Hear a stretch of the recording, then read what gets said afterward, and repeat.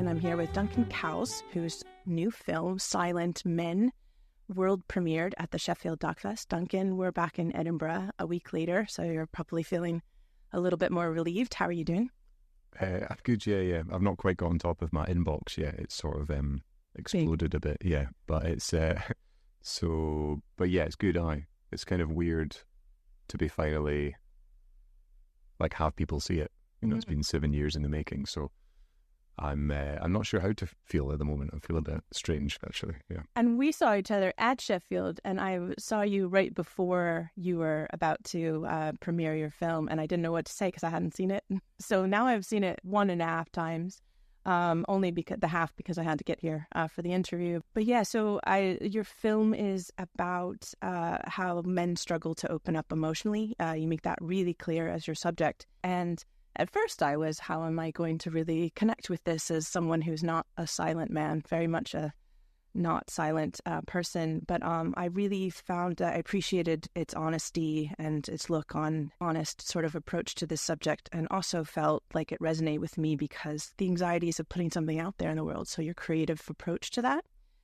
So at first I just wanted to ask you why you wanted to make a film about this subject matter, especially because it seems very personal and it's also something that maybe was difficult for you to talk about.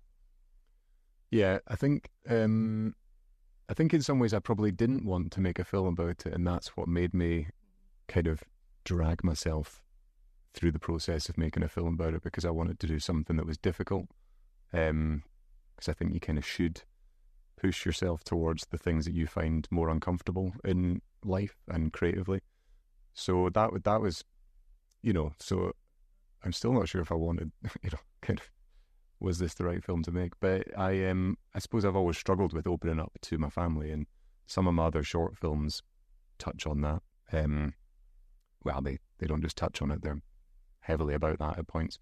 And I felt like it was still something that was unresolved, and I wanted to expand it and speak to people outside of my family, but also really just motivated by, I just wanted to get better at it, and making a film felt like the only way I really knew how to go about that. Mm-hmm. So to sort of force myself into confronting it and sharing it, and leaning into the uncomfortableness. Yeah. Getting comfortable with being uncomfortable. It's a topic being discussed a lot right now, but as the process of this question that you started out with 7 years ago, has your question changed, or has the why changed? Yeah, I mean, it's I try to take myself back to like my kind of head in sort of 2016, when I was really sort of writing ideas around what the film could be, and I suppose I imagined it being much more of a film about other people rather than me, and I thought I'd do a little intro about myself and a little outro about myself maybe, and the rest of the film would be very much other people. And throughout the process of making the film, it's become clearer and clearer that it needed to be more centered around my own sort of struggles with it, and through my experience maybe other people can then learn, and it can be bounced back on other people, and they can reflect on their own situations. So I suppose that's shifted quite a bit through the process of making the film, and I still feel like it's not something I'm necessarily good at.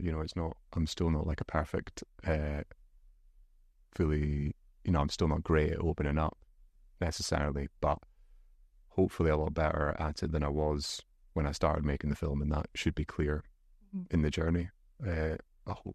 Yeah, absolutely. I mean, it is this film about emotion and emotionally open up. But I mean, the one thing that's very clear about it, and some of your other work too, is how meta it is, and it's about filmmaking, and it's very much about the process of interviewing, making a film, the journey, and like I said, the sort of anxieties of putting that out there. And I have 2 questions on that. If you were withholding something from your parents, I was just curious what you would tell. I mean, there's an interview with your mom where you talk, this is what I'm doing. But how did you hold that back and still live with them? You know what I mean? About what the ultimate conclusion of that film was. Yeah, I suppose it's hard without, like, it's almost, if you could witness life in my house back when I was living with my parents, it was, you would talk about things that are immediately in front of you, like, you know, the weather and dinner and trivial things often, like, oh, I'm going to do this today, I'm going to go do that today. But the sort of deeper or wider things weren't really discussed. So what I was making a film about would be kept inside. I think it was always like, I was always quite uncomfortable talking about what I was creating because it usually was personal and quite difficult. And so I just would sort of withhold things. You wouldn't necessarily lie about things, but you would withhold information that was more uncomfortable to talk about. So that might also be like relationships and even things that you're maybe doing, like that might open up too many questions. You might get probed too much. I would just hold things back. And I've always felt very guilty about doing that, although being sort of unable to shift it. So that was kind of life in my family environment. And I think you'd have to probably get my mum here to ask if I've necessarily got better at that. But I still probably keep things quite close to my chest and don't volunteer as much as I would like to or should. But it's just kind of, yeah, the way I've always been, really. So do you think they were shocked at the end, sort of the culmination of, you know, a lot of this film was about being able to tell them that you love them? I think they were surprised by certain elements of the film. They were worried there was going to be, like, I think, more revelations of things they didn't know about. And actually they were quite relieved that they were like, oh no, this is just sort of Duncan doing his sort of strange thing. But they weren't, I don't think they were necessarily expecting it when, you know, I probably put them on the spot a bit in the film. But I think after that they probably realised that that would be part of the film, you know. So when I showed it to them, they weren't, I don't think they were too shocked by how it was put together. They were just relieved that they were left smiling and not like, oh God, there's these things we don't know about our son. So, but that was tough. It was a tough thing to navigate. Yeah. The other thing, when I say it's this meta and it's a film about filmmaking, is it does seem that the camera is oftentimes an extension of you, or that you're kind of using that as a barrier, you know. And I just wanted to talk a little bit about that, like how filmmaking perhaps is your way of opening up or learning about yourself, or how do you find that within your own choices of what you choose to film and choose to film yourself and make you part of the story? Yeah, filmmaking is definitely my way of sort of connecting with the world and dealing with it and even escaping it at times. So it's something that's grown. I mean, when I started making films, I was probably hiding behind the camera a lot more and using it as a barrier to kind of confront difficult things.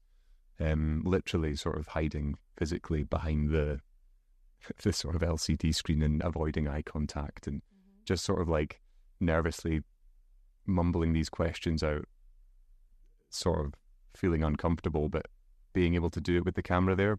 Whereas if the camera wasn't there, I wouldn't have been able to do it. So that was sort of how it began. And I was capturing things, you know, in my short films. I was making films about my granddad and things like that, capturing people in my life that meant a lot to me and spending time with them in a way that, not that I wouldn't have been able to spend time with them, but sort of getting to slightly deeper places and understanding and communicating with them better through using the camera. And then as it's kind of gone on, the camera I've been able to kind of come out from behind the camera a bit more and use it much more as a way to really connect with people. Yeah. So I'm probably less hiding behind the camera now, but I'm using it much more as a sort of direct tool to have conversations and actually make friends and meet new people. And the other sort of thing with it is using it almost meditatively, like on my own. So when I'm not doing interviews or not filming with people, just going out and filming nature for myself and using it as a little form of expression, not in a meditative way, but sort of in a way that just it escapes me from the rest of the things that go on in the world, because you're focusing on trying to get like beautiful shots of like flowers or the ocean or insects. It's sort of a very therapeutic thing that just people would do it in different ways. So some people might film. No, some people might like paint, or some people might do other forms of artistic stuff to kind of escape from the world. And I think filmmaking is also that. So it's sort of an escapist tool, but also a way to connect with people. So there's a lot of different uses for it. Yeah, and I particularly liked your meditative like sort of scenes, and also thought you probably have a full career if you wanted in sort of doing those calm podcast apps or whatever, For you. And also a quick question about, or, a YouTube series of just meditative bees or something would work quite well. You interviewed a lot of people, and I want to talk about how you chose to interview certain people. But I thought also particularly really interested, the most informative interview was with Sarah, who kind of gave the outline of why this is such an important topic in the UK specifically.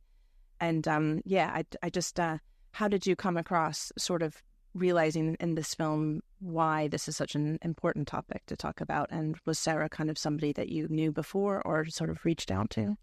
Yeah, so Sarah's a clinical psychologist who specializes in trauma, and she's the only kind of expert interview almost in the film, almost the most traditional documentary-esque interview. And I was quite reluctant at first to sort of do an expert interview, because I was like, no, this should be about lived experience, and it should be like, focus on men. And I was kind of persuaded into filming her by the producer I was working with at the time, who Rebecca Day, she was retraining at the time to be a sort of clinical psychologist herself. So it was like, or psychotherapist, sorry. So she had come across Sarah and felt like she might be a useful person to speak to, because she had so much experience with men. And I kind of just thought like, well, fine. Cause I didn't really know what else to film at the time. I was reaching a bit of a blockage on what to do with the film. So she kind of just set up the interview and was like, just go and do it.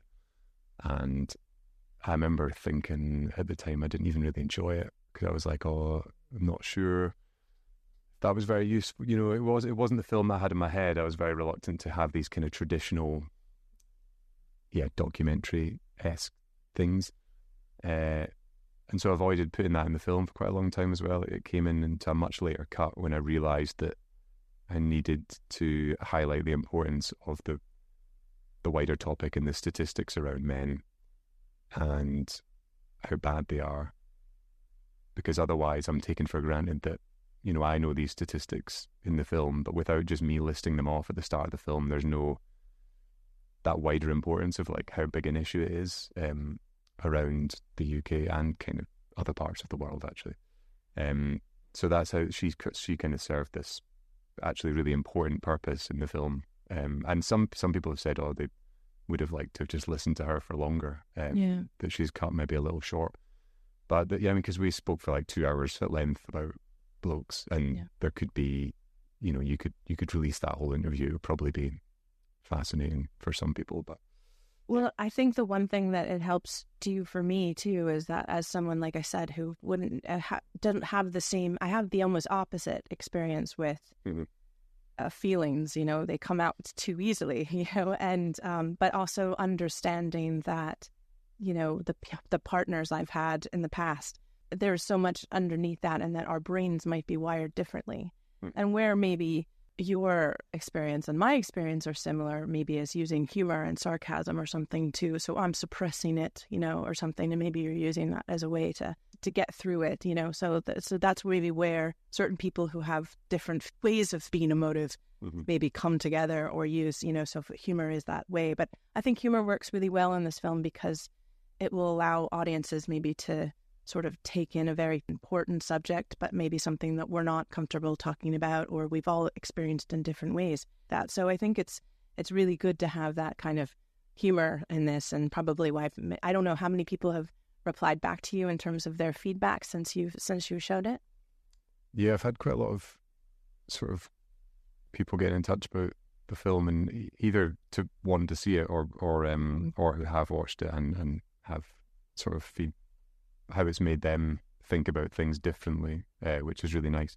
I mean, the greatest bit of feedback really was after the second screening. A sort of guy came out with sort of tears in his eyes and like his phone in his hand, and he was like, I'm just going to go and call my dad and tell him that I love him, because I've never done that before. And he went and did it, and he came back in to the cinema with a big smile on his face. And I was just like, wow, I can't believe it's having that impact on people, which is what I wanted. But I was sort of surprised that it was working. You live with it for so long, you're like, oh, people are actually affected by this, which is great. I think the humor also is standing out to people because a lot of mental health based films can, particularly ones that contain, like themes of like suicide and depression, it's unusual for it to maybe contain humor in the way that it does. It sort of balances between that more emotional stuff, but then flipping back to humor, because we use humor to avoid kind of getting too deep sometimes or getting too emotional. So it was a deliberate choice to sort of flip between that avoidance in the film and avoiding the film, and then engaging with it and hopefully building towards a point where it's satisfying enough for an audience. And I wanted to make sure the film was accessible and wasn't off-putting. When I think about watching documentaries, sometimes I'm like, oh God, like there's another one about, whatever. And it's like, it's not always the most appealing thing. It's like, I'll just go and watch something easier to watch. And I wanted this to look and feel easy to watch, but also touching on something important. Yeah, absolutely. So the people you chose to interview as well, just John and Ainsley, and I think there was another person as well. How and why did you choose these very specific cases? Yeah, so the original plan was to canvass like the whole of the UK. I had these great ambitious plans that fell apart quite quickly. So I interviewed a lot of men in the first few months of filming, all with different stories, lots of different things. And I guess I was kind of looking for some people or person who would hook me in to kind of follow over a longer period. And they all had interesting stories, but it wasn't quite right. Whereas John, when I met John, there was just something about him and our connection that I was like, okay, I'd be interested in coming back and speaking to him again. So he became this sort of almost like the backbone of the film. He's like this, there's my story, but there's also his story. And we visit him 3 times at 1.5-year intervals and watch his story change. I didn't necessarily obviously know what was going to happen to his story in his life, but I just was like, okay, whatever happens, I'm just going to follow it and see. And I think he's a good example of, I don't know, he's almost like this kind of, he says himself in the film, he's like, oh, I'm just an ordinary person. It's like he's almost like the ordinary person. I mean, he's but he's great, I think a lot of people see people they know in him, people they've met, and I wanted that. Ainsley is like a friend, so Ainsley is an animator who I have known for years, and he was picked when I realised that like finding or searching for blokes wasn't necessarily working that well, and I'd reached a bit of another sticking point in the film, and he'd sent me this film about him crying and him processing emotions privately on his own by crying, and that stood out because a few people I'd met had mentioned they'd done a similar thing, but it was maybe like a film, so like when they felt like things were getting a bit much for them, they would go and watch a film and cry on their own, but not in front of other people. Yeah. And Ainsley had done this sort of slightly strange thing where he'd filmed it, and that obviously worked really well for a film because you've got the footage of someone doing that. And then I was like, he's a friend, so I can go and speak to him, and he was about to have a child for the first time, which also added a sort of extra interesting element with the film. So I was like, okay, I can film him before he becomes a dad and after he becomes a dad, and that'll make a nice 2 scenes. So that made sense to me for the film. I was I was hesitant at first because I was like, well, he's a friend, so I don't want people to think I'm not trying with this film and just going, oh, well, I'll just film him because he's someone I know. But I think it worked because also our conversation, I don't know, the sort of comfortableness that we both had and the willingness of him to open up. It's almost like we'd fast-tracked the contributor sourcing process because he's already someone in my life. So that was why he was chosen. Yeah, he said one of the most, I think the thing that I resonated a lot with Marie, your wife, in the film, and sort of her ability, sort of finally to be reassured, and I think that was a really powerful moment. But Ainsley said this thing about watching, tantrums, and I feel like that's something that really resonated with me, because I don't know, I feel this great deal of pleasure watching a kid just lose it in public, and I didn't know I thought I might be the only person who feels that, like, it just, like, good on you, because that's how I feel inside. I don't know. But so I really enjoyed that bit, and I did enjoy his film, and I think it was quite interesting that now a lot of people will see at least part of that film because it's part of your film. Yeah, he would never have, I don't think he ever would have got round to sharing it, and I think I made it, I sort of made it slightly easier for him, because I was like, okay, I'll show a bit of it in the film, not all 8 minutes of it, so it's it'd be very full on to watch all 8 minutes of it, but it's yeah, I think, and he's really chuffed with the way the film, or he tells me he's really chuffed with the way the film is put together. And that thing about, like, watching a child take a tantrum and that kind of expression of raw, but it's a funny one, because I'd never really heard it articulated as well as he did. But I had occasionally think to myself, when you're in a queue for something and there's like a kid going like mad and crying, I'm thinking, yeah, we're all feeling that right now, but you're the only one saying it. Everyone just wants the baby to sort of like stop. Yeah. But it's like, yeah, we're kind of all feeling that right now, but no one's, if we're all doing that, God, it'd be chaos. Yeah, no, but it's an amazing photo release that sometimes feels cathartic, if you will. It was well placed in there. You just had this premiere, so like you said, you're getting lots of different kinds of feedbacks and stuff. But is it asking you what your next film is? Because this I think a film just is kind of a middle point, is when it first comes out, and you're going to have a long length with this film in terms of where it goes and what it does. What do you see happening to your film, or where you're taking it in the next, say, 12 months?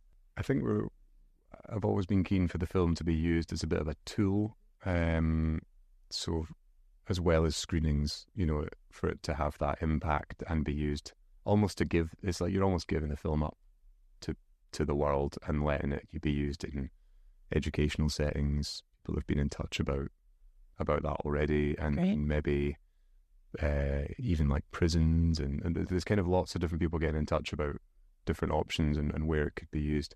So I'm quite keen for it to be, to have that educational life, as well as obviously screenings and the kind of the more traditional side of making a film, and wanting people to see it just on a sort of, where you've made something, so you definitely want an audience to see it. So there's kind of that dual approach. So we just need to work out how that's going to happen. We've been so focused on making the film and getting it ready for Sheffield that it's almost like the other, like you say, this is almost the halfway point, and the next half is like, what's that going to look like, and how are we going to work on that, and that'll hopefully be worked out soon, before it's too late.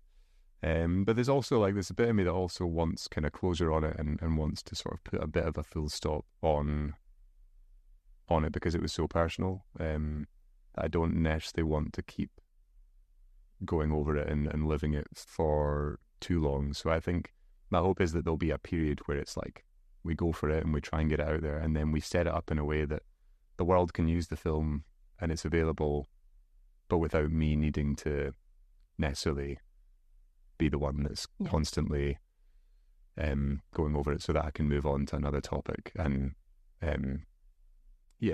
once you make a film, you live with it forever. So I'm even, it's like you'll always be talking about it, because it's your work. It's like I still talk about all the short films that I've made, but you hope that it becomes something you occasionally talk about, rather than, I think I'd go mad if I was talking about the film like in 5 years' time, if I was still, like going over it and over it. So it should have a sort of end point as well, where it's definitely like given up to the world, and they can use it and they can enjoy it and appreciate it. But I also think as filmmakers, we should take a pause sometimes when you've done something and you've completed, you've edited it, and sort of revel in that and sort of before you step off. Maybe you are doing another project right now, but there's always this push to have 3 projects on at once, because of financing and how long they take. But I think it's an interesting time to sort of be like, look, I did this, and and the one thing I think it does really, really well, and probably just even within my own friends and people who have seen it so far who are at Sheffield, is it sparks conversations around things. And it made me think about how, like I said, other relationships that I maybe would have had, like I'm seen through their lens of, their life, and maybe reprocess that stuff. So I'll continue to think about it and look forward to seeing it again. When can people in the UK expect to see it, do you think? Do you know?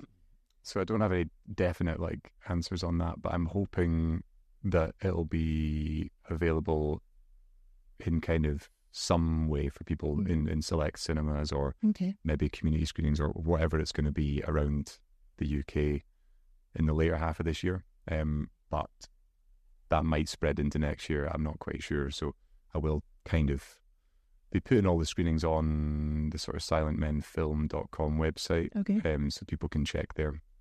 And probably on the Instagram as well. I've set up for it just to post where the screenings are and how they can see them. But yeah, we still have a lot of work to do in terms of organising that. Yeah. So I don't have any definite screenings that I can say it'll definitely screen here, but it looks like, based on the interest I'm getting, that we'll be able to organise more screenings in the second half of the year. Yeah, and it's important to note you got a special mention which is a great honour at the Sheffield Doc Fest, and it was very, very popular as well. So congratulations on your world premiere, and thank you for taking the time to talk with me today. Thanks very much. No, it's a pleasure to talk to you. Yeah, thanks.